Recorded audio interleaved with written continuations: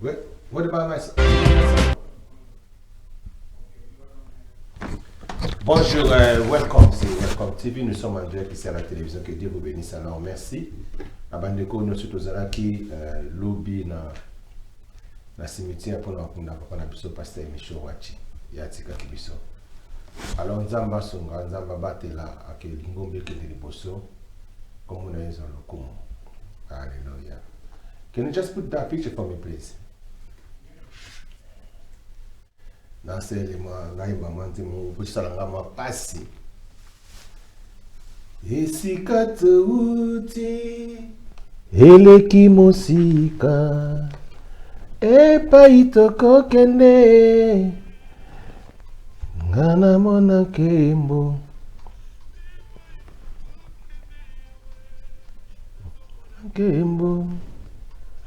oyo nde mobemba lingomba simbanga loboko naboyi na kweya nabondeli ya kotikanga te posa eza na koma bolingo na ngai oyoyoyo ekobota solo bambuma kondima na ngai Yesu nasengise makasi opesa na yo shofo ata na boloko nayebi na kolonga pesanga makasi pesanga makoki pesanga mayele nga nasalela yo pesanga makasi pesanga makoki pesanga mayele nga nasalela yo pesanga makasi pesanga makoki pesanga mayele nga nasalela yo. Alléluia Jésus. Merci Seigneur. Aye. Musika teuti osundola ngai te epai tokokende nazomonelonga oyo nde mobemba bolingo oyo nde mobembo alitomba nasengise makasi opesaka na batoma ata na boloko nayebi na kolonga pesanga makasi pesanga makoki pesanga mayele nga nasalela yo mokano nga nazwa eza ya motema nakotika yo te namemi ekulusu nasengise makasi ya kozela bilaka ata eumeli nayebi na kosimba pesanga makasi pesanga makoki pesanga mayele nga nasalela yo nongai nazwa eza ya motema nakotika yo te namemi ekulusu nasengise makasi nakozela bilaka Yesu ata eumeli nayebi na kosimba pesanga makasi pesanga makoki pesanga mayele nga nasalela yo pesanga makasi yawe pesanga makoki pesanga mayele nga nasalela yo oyebi motema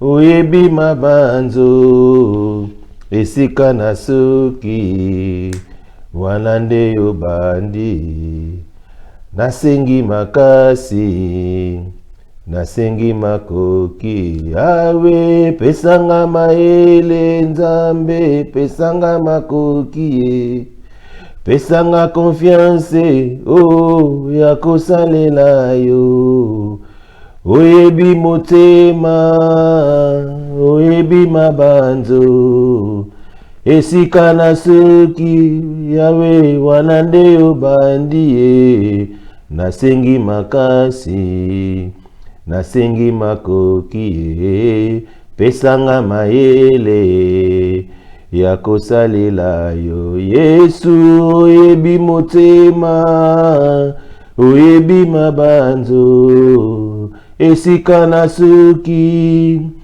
wana nde yo bandi nasengi makasi nasengi makoki pesanga confiance ya kosalela yo yawe pesanga makasi yawe pesanga makoki thank you pesanga confiance ngana salela yo Yesu oyebi motema nzambe oyebi makoki. Merci Jésus. Merci Ezali Nzembo na yembi parce que ça fait mal étant na omona mosel nzambe le pasteur Michaud Bekantoi oyo ali notre père nzambe ayeba kozalo kom. Alors lobi ezalaki dernier jour oyo tokene kotika na lilita tout ça la passi na motema tant komona bana na nzambe. Vraiment, na pesi merci na bandeko bazalaki, na pesi merci na prophète Tukala les jours qui nous a exaucé, c'est qui vraiment très bien. C'est un prophète vraiment on a limaka, un docteur de la foi, on nzamba to sala. Merci na bandeko, nous merci na apôtre Ngombo, pasteur Ogi, tout le monde bazalaki wana pasteur Nkosi non, comme apôtre Nkosi, yepe nzamba pambola et tout bateau nyosu ya parcouru bazalaki nzambe azoloko. Mais là on a lina loba izaboyi. Et au ça la passe lorsqu'on voit que donc la communauté n'a biso toza vraiment na bolingoté, nous n'avons pas vraiment l'amour exalté, l'amour est parti alors que ça l'amour aux hommes n'est vraiment passé. Mais moi c'est que je sais que si tu n'as pas l'amour, tu ne verras jamais Dieu.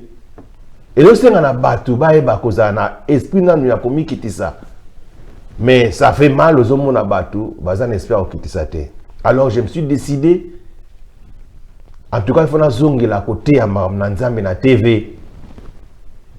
Et ça, la terre est belée, ça fait au moins 9 ans on parlait na Maramamboka. Mais nous avons des distractions terribles na Maramamboka. Maramamboka, côté les biso distraction, moko ya tina mon côté. Na zoye bisa bandeko ba wana bon non pasteur arotika te. Na tiki te ko pona bino.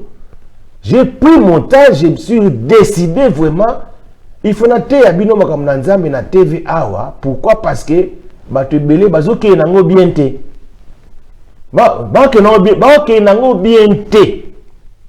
Et là que ma communauté na biso. Et là que ma serviteur donc communauté congolaise. Et là que ma biso bato bazlinginde honneur.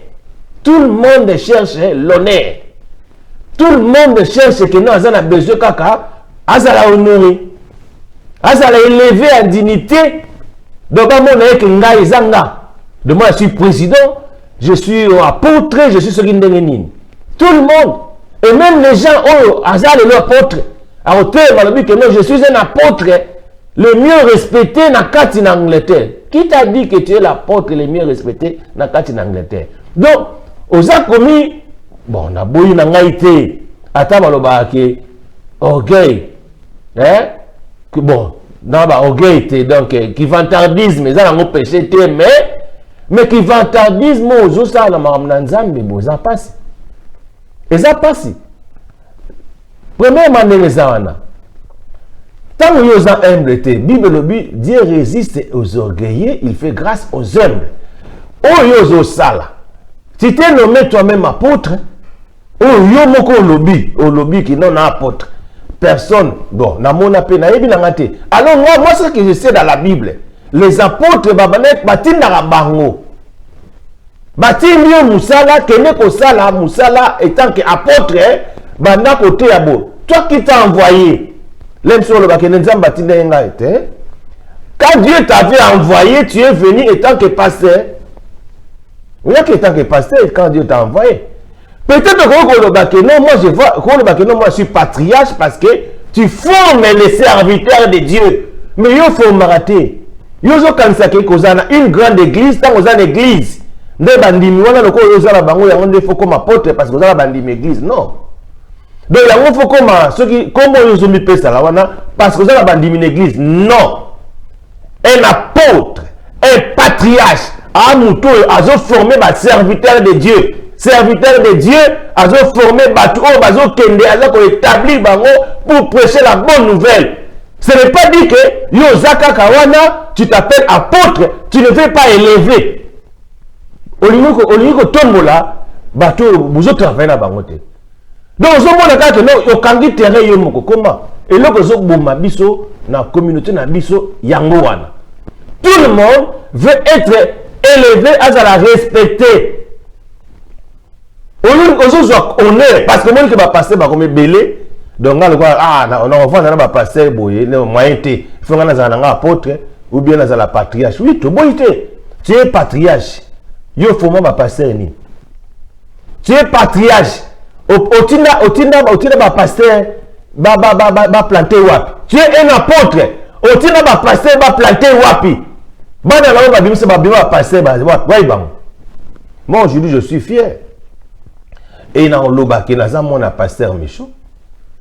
Et pour le loba moi je dirais que je suis le grand fils du pasteur parce que na za mukolo na nenge agité mukolo na makalisi na raisonnement parce que na yebi muto na loba. Aujourd'hui il n'est pas là. Mais toi, la personne qui t'a élevé, la muto a tombola yo. Wa cho lo bongo comme pasteur. Olingo so na été. Si vous ôtez un ami, au lieu qu'on soit là, muto a tombola yo na nous té. Hier j'ai déjà un pasteur habitant là. Moi je ne peux pas aller là-bas parce que la personne azana impoli, respect zate. Tu t'appelles, aujourd'hui ben apôtre, tu es un aventurier. Aujourd'hui ben sa ministère makamnanzam ya la lobby, makambu ya mboka na tiki yango nanu.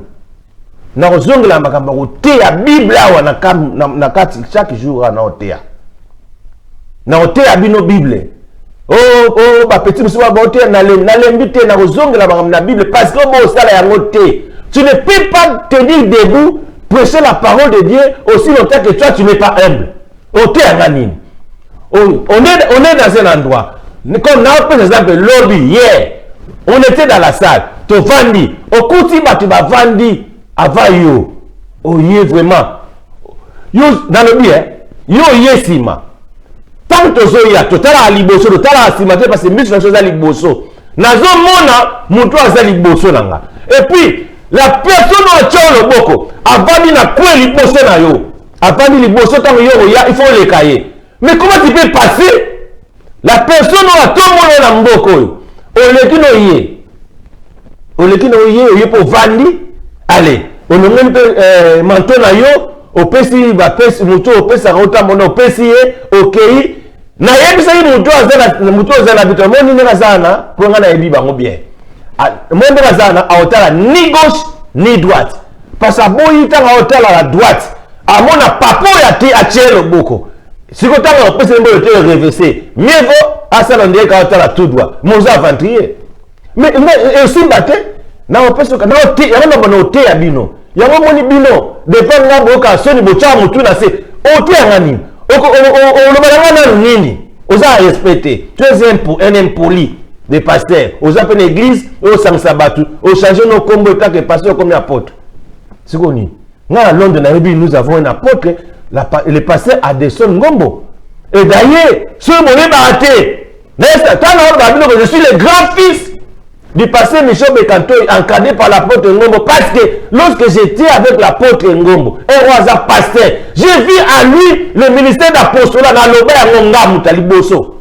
Au chat, on a DVD, on a 98.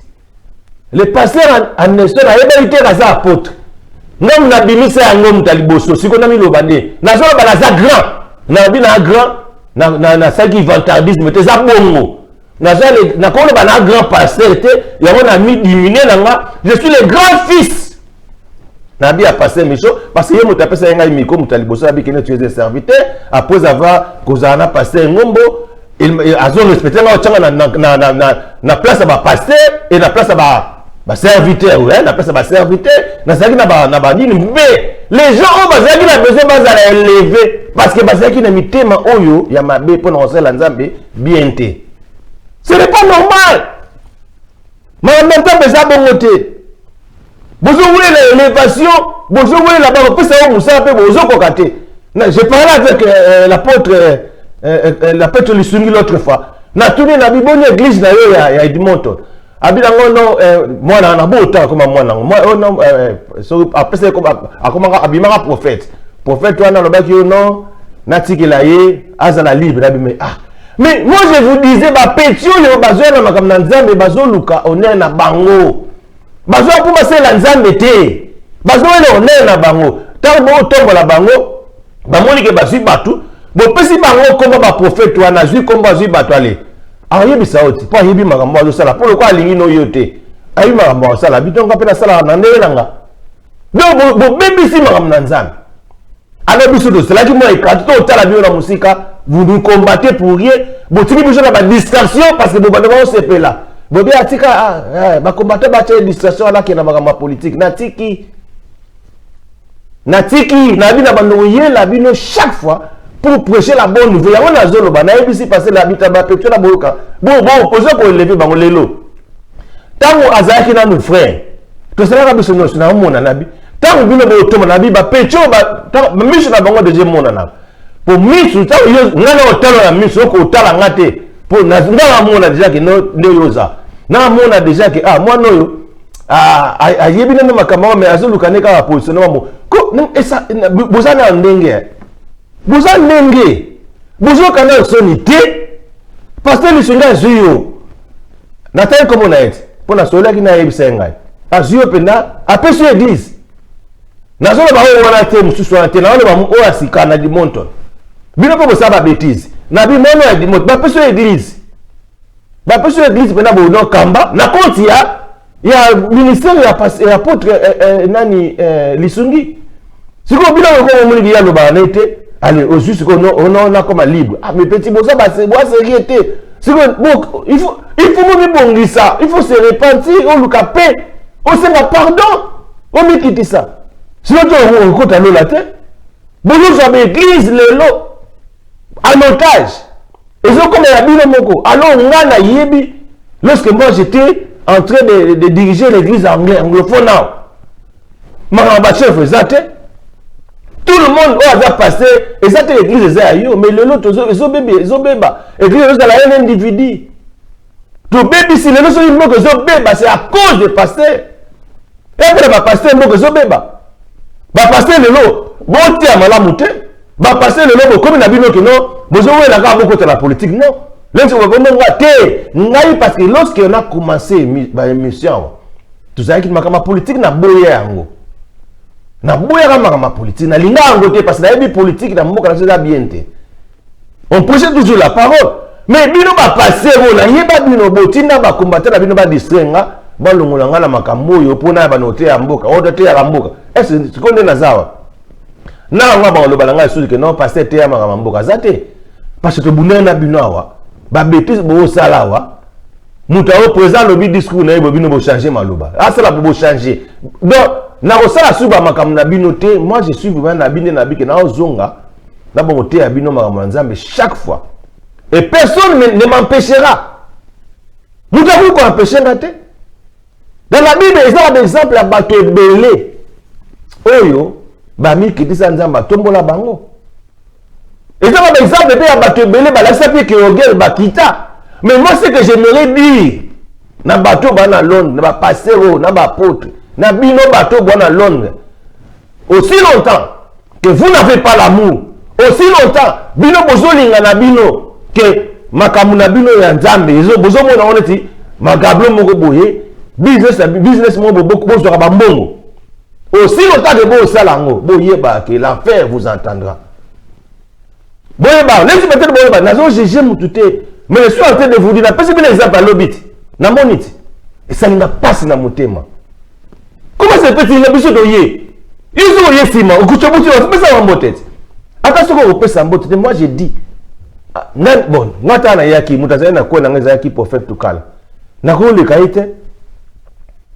Comment on a le canal, le caïbou, la liquide, na le kate? Il y a ça que tu as la boue, dans une APC en botte. C'est un prophète de l'Éternel. Peu importe ce que vous pouvez dire de lui, mais moi je sais qu'il y a un vrai prophète. Pourquoi la lobby? Parce que les choses où le prophète tout cas la loba pour nanga. Na mona ngazo salam. Siko yo lobelangani. Na yo gote. Bon, yo na lobby que Londres eza mboka oyo e ko chabatu na distraction. Et vous prophète, bon tiens na distraction, bon tiens na batu na bino, basi na bino ba rebelle, batu nini poni ko distraire mutu pour mutaza la décourager à sala musala nzambe bien que pourtant un vrai prophète de Dieu, pour sauver l'humanité dans la carte d'Angleterre. Vous l'avez déstabilisé le ministère, mais aussi matin. Vous ne pouvez pas déstabiliser le ministère au mouton Nzambe à Pona déjà. Le prophète, en tout cas, l'Nzambe à Pona, il y a un prophète de la nation, un docteur de la parole, bien choisi par Dieu. Tout ce que on dit beaucoup ça là, il y a un côté. Beaucoup ça là que nous aussi et freiner ministère ngane na aliawa na pasteur okoko longola ngote yo ko lo banote que no ko bakete anandi makaete yo ndimanga ondimanga te je resterai toujours pasteur na côté ma droit yo c'est la nzambe nanga yo ko lo balade te c'était la ventrier oh yo lobi wana eza ngote nzamba azomona ngate tu peux dire ce que tu pourras dire. Et changer le logo té. Au gros, on a un micro na loba. Non, tu as pasteur. Le jour de ma mort, na recouvre pas passer et je serai avec Dieu. Parce que dans zone loba, na zone la makamuna nzambe avec force et na kocha ordre na carte d'Angleterre. J'ai dit que je mettais l'ordre. Na loba parce que passe na motema, nous avons perdu muto oazaki papa et pas nanga. Moutou azali ko la sanga makambe belé o aluka ekimia na kati na mokili partout j'ai passé batba tout na kaye. Je me souviens j'étais avec pasteur apôtre Ngombo na hito sur la maka parce que na moni que na bien il fallait la zone la papa na sur mais lui me demandait toujours passer Michaud ndenge ni passer Michaud. Ah, c'est là que j'ai compris. Donc quand les gens me voient, ils voient que nos sources na c'est pas passer Michaud. Ah, na dit que batba loba trop. Mais je vous dirai des choses. Vous allez attendre des choses.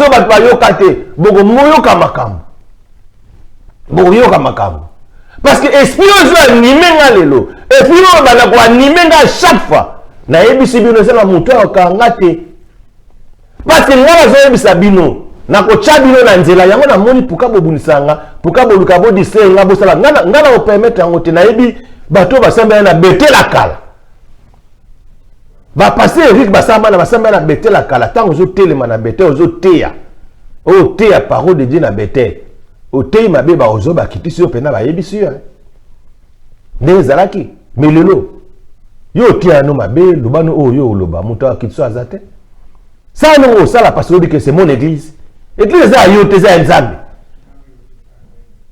Alors comme j'avais dit semaine ozoya je dois commencer maintenant à prêcher la parole de Dieu et puis vous là. Que Dieu vous bénisse. Thank you. Bye bye.